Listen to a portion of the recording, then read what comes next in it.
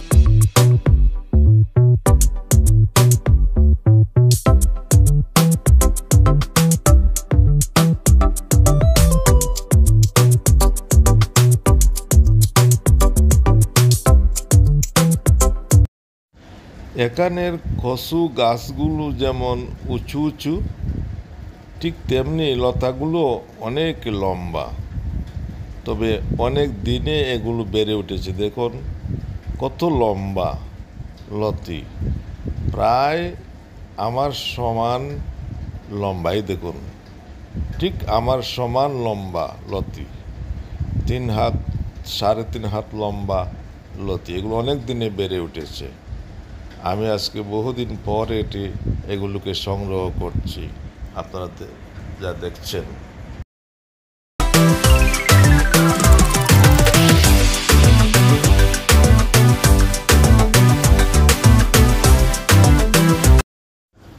বন্ধুরা, বেশ কিছু লতি হয়েছে, আজ আর লতি উঠাবো না। এখানে ওজন করলে হয়তো প্রায় 2 কেজি পরিমাণ হয়ে যেতে পারে এই লতিগুলোকে এখন আমাদের বাসায় এগুলোকে কুটি কুটি করা হবে, মানে বানানো হবে, তরকারির জন্য তৈরি করা হবে। তারপরে দেখুন মোটামুটি লতিগুলো কিন্তু খুব লোভনীয়, খুব সুন্দর, আর লম্বা তো দেখতেই পারলেন। এখন দেখবেন লতিগুলোকে কুটি কুটি করা হয়েছে, মানে তরকারির জন্য রেডি করা হচ্ছে। আমি আপনাদেরকে দেখালাম। তারপরে আমরা এটিকে ছোটো চিংড়ি মাছ দিয়ে এবং সাথে কিছু ছোটো বাম মাছ দিয়ে আর শুটকি দিয়ে এটা আজকে আমরা পাক করব। অবশ্যই আমাদের আজকে ভালো লাগবে।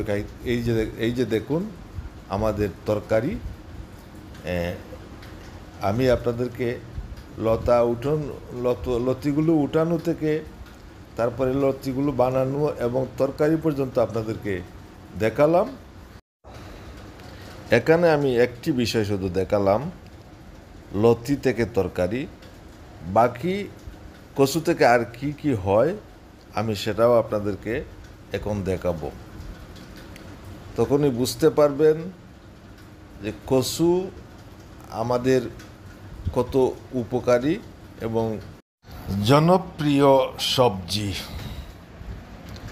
আমি এখন আপনাদেরকে আরও দেখাবো কচুর অন্যান্য পার্টগুলো।